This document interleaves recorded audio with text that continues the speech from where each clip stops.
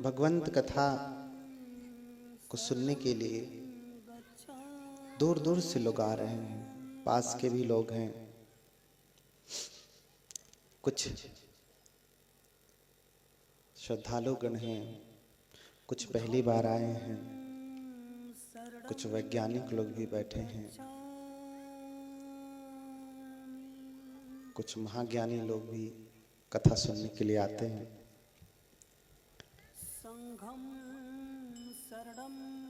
सबसे पहले बात आप जानें कि जो ये कथा चल रही है वो त्रिपिटक से चल रही है, जिसे ये समझ में आता है कि त्रिपिटक में मिलावट है वो वहीं अपने काम में ही ध्यान दे, उसे आने की जरूरत नहीं। ये कथा उसके लिए नहीं, उसके लिए जो अलग से भगवान बुद्ध ने कोई होगा तो उसको सुने, पढ़े, उस पे चले। और ये त्रिपिटक भी जो पूरे विश्व में मान्य है वो छठवीं संगीति का त्रिपिटक मान्य है, जिसे लिपिबद्ध किया गया, जिसे लिखा गया। छठ संकाय में स्वयं बोधिसत्व बाबा साहब उपस्थित रहे। अगर उसमें कोई मिलावट होती तो बोधिसत्व स्वयं कहते, कहीं न कहीं लिखते, अपने उपदेशों में, प्रवचनों में कहते कि ये जो छठा संगायन है ये ओरिजिनल नहीं है, इसमें मिलावट है। लेकिन कहीं पे भी इसका वर्णन नहीं है। क्यों? क्योंकि इसमें कोई मिलावट है नहीं। जो ये कहता है कि इसमें मिलावट है, मिलावट तो तुम्हारे खून में भी है, क्या करें। जो ये कहता है त्रिपिटक में मिलावट है, तुम्हारे खून में भी तो बहुत मिलावट है। न जाने कितनी खाद तुम खा चुके हो, तुम्हारी खून में वो खाद बह रही है, क्या करोगे? दूर कर सकते? समय परिस्थिति के अनुसार तो हर चीज पे वातावरण का प्रभाव पड़ता है, लेकिन अन्न तो वही है जो पहले था, आज भी है। अगर भूख मिटेगी तो अन्न खाने से ही मिटेगी, प्यास भी मिटेगी तो जल पीने से ही मिटेगी। चाहे पहले वाला जल हो, चाहे आज वाला जल। स्वच्छ था अब स्वच्छ नहीं, तो भी प्यास किससे मिटेगी? भले ही गंदा है लेकिन प्यास किससे मिटेगी? जल से ही मिटेगी। तो आपको ये भी लगता है कि त्रिपिटक में मिलावट है, तो भी प्यास, मुक्ति, ज्ञान, वैराग्य आपको त्रिपिटक से ही मिलेगा, कहीं और से मिलने वाला नहीं है। तो ये ज्ञानियों की बात है। बुद्ध भी यही कहते हैं कि पඤ्ඤावन्तो भिक्खवे मयं धम्मो। मेरा धम्म प्रज्ञावानों का है, बुद्धिमानों का है, अज्ञानियों के लिए नहीं है, वैज्ञानिकों के लिए नहीं है, बहुत ज्ञानियों के लिए नहीं है। जो बुद्ध से भी ज्यादा ज्ञानी है उसके लिए तो वो अलग से कुछ बना ही रहे हैं, क्योंकि वो बुद्ध से ऊपर उठ चुके हैं, तो उनका अलग ग्रंथ है। उनके लिए ये कथा नहीं है, हम सामान्य जन के लिए है, जिसे भगवान बुद्ध ने ये उपदेश दिया है। बहुत ज्ञानियों के लिए नहीं, जो बुद्ध से भी ऊपर उठ चुके हैं। बुद्ध चरित्र भगवंत कथा को लेकर के भी बड़ी आपत्ति है। हर दिन सुनते आता हूं, लगता है कि आज नहीं तो कल ये समझ जाएंगे। हाँ, लगता है आज नहीं तो कल ये समझ जाएंगे। लेकिन तजही न भुजंग विष कबहू दूध के पिलाए से, अरु कोयला सफेद न होवे साबुन लगाए से।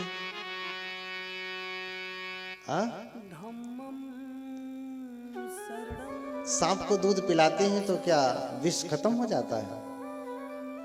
नहीं। कोयले में कितना भी साबुन लगाए, लक्स लगाइए, फेयर लवली लगाइए, मेकअप का डालिए, लेकिन सफेद होगा ना। ऐसे ही ये ज्ञानी जन है, ये इस प्रकार के ज्ञानी।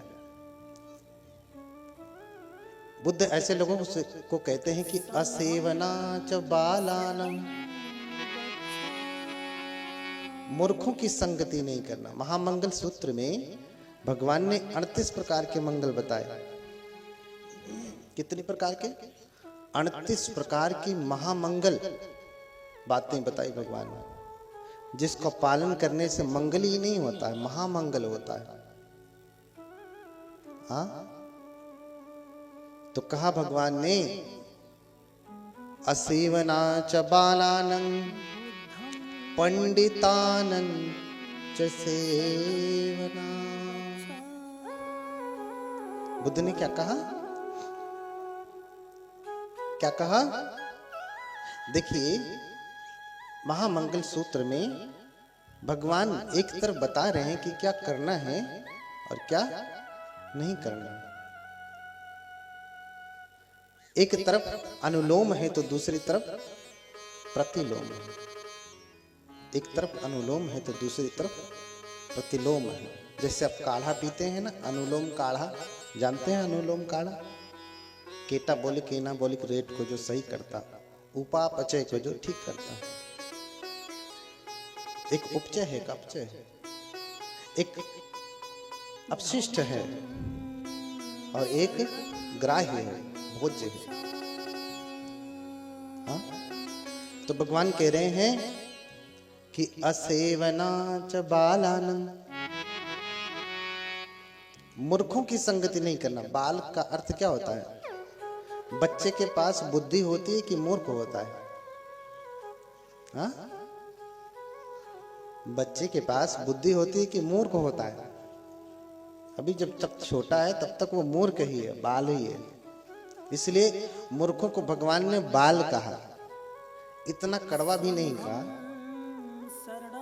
भगवान है ना, करुणा करते हैं, इसलिए मूर्ख ना करके कह करके, मूढ़ ना कह करके क्या कहा? बाल कहा। बालक हैं, क्या है ये?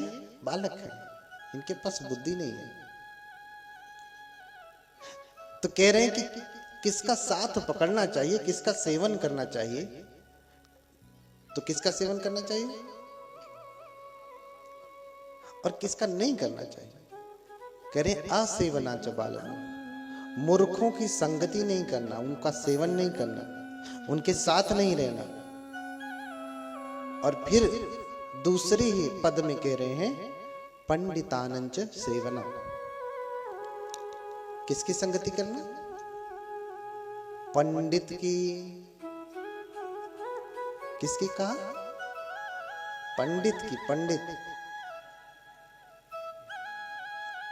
हाँ, मैंने कहा कि एक तरफ भगवान क्या नहीं करना है उसे बता रहे हैं, एक तरफ क्या करना है उसे बता रहे हैं।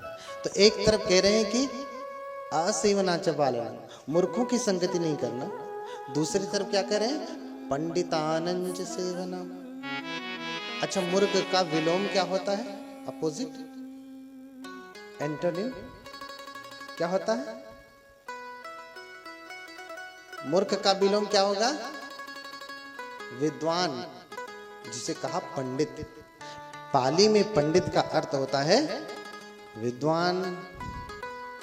तो मूर्खों की संगति नहीं करना, विद्वानों की संगति करना। तो महापंडित या पंडित जो शब्द जुड़ता है, इसका अर्थ हुआ विद्वान। इसका क्या अर्थ हुआ? विद्वान।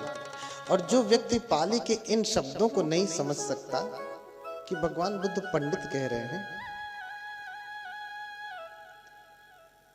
भगवान पंडित किसे कह रहे हैं? जो व्यक्ति एक छोटा सा शब्द नहीं समझ सकता, वो व्यक्ति कहता है कि त्रिपिटक में मिलावट है। हाँ, वो कहता है कि बौद्ध धर्म का ग्रंथ जो है उसमें मिलावट है। तो भैया, तो तुम्हारा शरीर भी तो खाद का ही बन गया, मिलावट हो गया, उसको कैसे शुद्ध करोगे? करके दिखाओ। हाँ, अभी 20 साल पूरा नहीं हुआ कि 75 प्रकार की बीमारियां घेर रही हैं।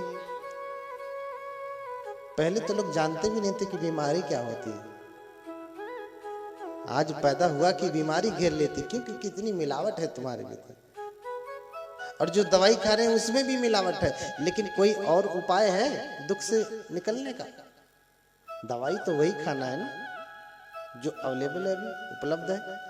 अगर ये भी लगता है कि त्रिपिटक में मिलावट है तो तुम्हारे पास और क्या है? तुम कोई बुद्ध तो नहीं हो कि जो तुम कहोगे उसे मानूंगा।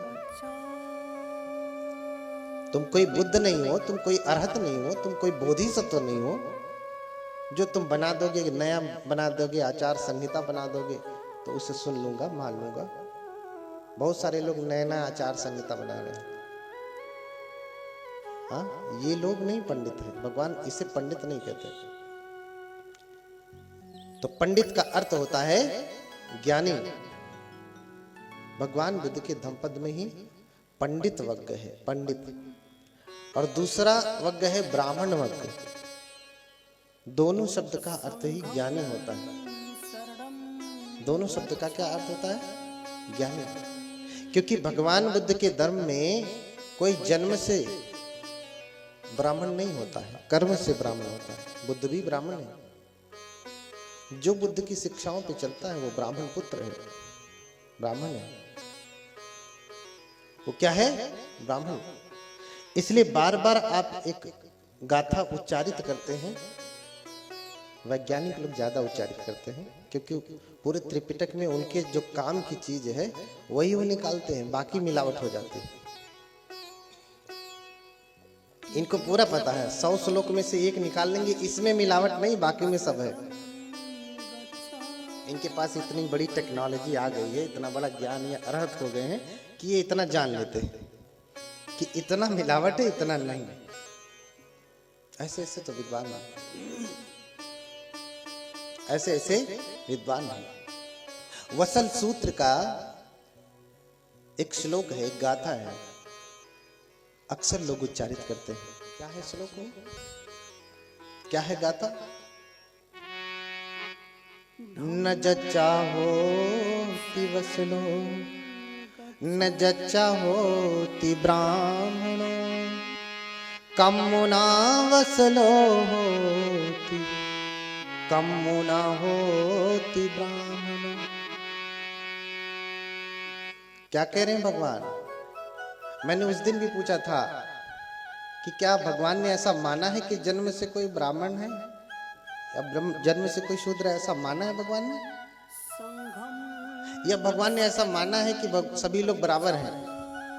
ध्यान से सुनना, बुद्धि से। तर्क वाले होंगे तो आज तर्क से ही कह रहा हूं, परीक्षण से नहीं कह रहा हूं। यहाँ परीक्षण करके दिखा नहीं पाऊंगा।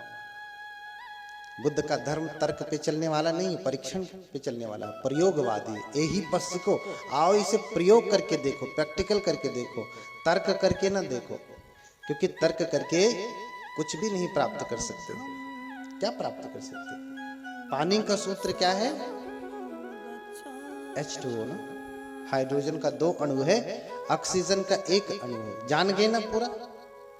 हाइड्रोजन का 2 अणु है, ऑक्सीजन का 1 अणु है। जरा तर्क करके पानी बनाओ। गिलास भिजवाऊं? एक आध गिलास पानी बना दो, मैं भी पी लेता हूं। इसी वायुमंडल में हाइड्रोजन भी है, ऑक्सीजन भी है। कोई व्यक्ति तर्क से बना सकता है? प्रयोगशाला में जाना पड़ेगा, प्रयोग करना पड़ेगा, तर्क करके नहीं बना सकता। इसलिए भगवान कहते हैं अधिगतो म्यायं धम्मो गंभीरो दुद्दसो दुरानुबोधो संतो पणितो अतकावचरो। फिर आगे का निपुणो पंडित वेदनियों। क्या कहा भगवान ने? अतकावचरो। तर्क को पाली में तक कहते हैं, तक। अतर्क को क्या कहते हैं? अतक। जो अतर्कावचर है उसे कहा अतकावचरो। जो मैंने धर्म। अगर आप सभी को वीडियो अच्छा लगे तो लाइक, कमेंट, शेयर कीजिए और चैनल को सब्सक्राइब कीजिए। मिलते हैं एक और नए वीडियो के साथ। तब तक आप सभी को सादर नमोदाय। जय भीम।